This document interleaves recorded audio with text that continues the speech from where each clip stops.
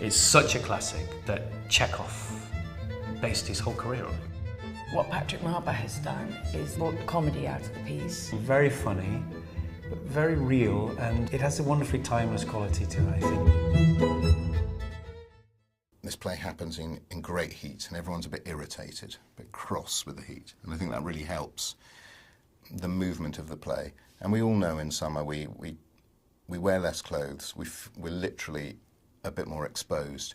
So there's a distinct kind of hierarchy between the characters within the play, and certainly that has implications on who's in love with who and the social conventions that need to be broken in order for those romantic ties to be fulfilled. The thing about it is it's a huge estate in, middle of nowhere, and it's hot, and they have all this money and nothing to do, and this new energy comes in, and I think that combined with the heat, combined with the boredom and the money, it all sort of builds and fuels everything else. It's kind of a great time to set this play because it's around the time when things are changing and revolution is literally is upon us. So it creates this charge underneath that's kind of just bubbling underneath, waiting for things to happen. People are thinking about freedom and opening things up.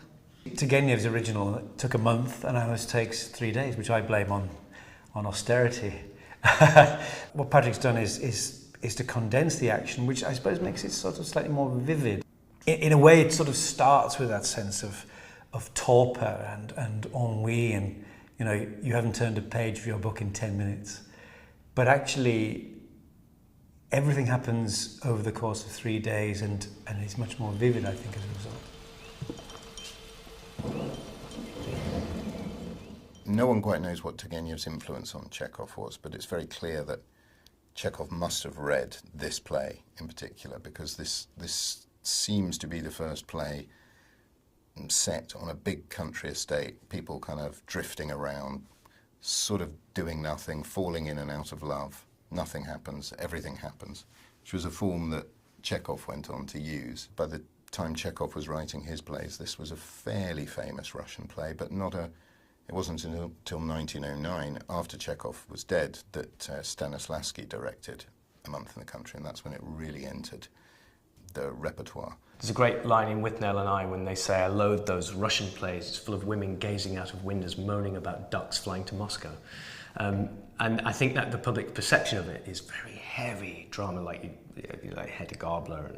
But this is a comedy, and it's funny. Although essentially a lot of the characters are in great angst and very unhappily in unrequited love situations. The speed of the play and the quick passings of one particular traumatic experience to another becomes funny. There's a lovely line, everyone is a joke that they don't get.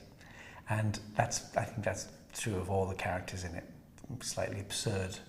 Their own pomposities and their own fixations are actually quite funny to us. Turgenev put his finger on a particular thing about love, that it can happen to the old, to the young, the very young, and the play explores different forms of love. I think the play still resonates today because unrequited love is it's happening right now in a million places.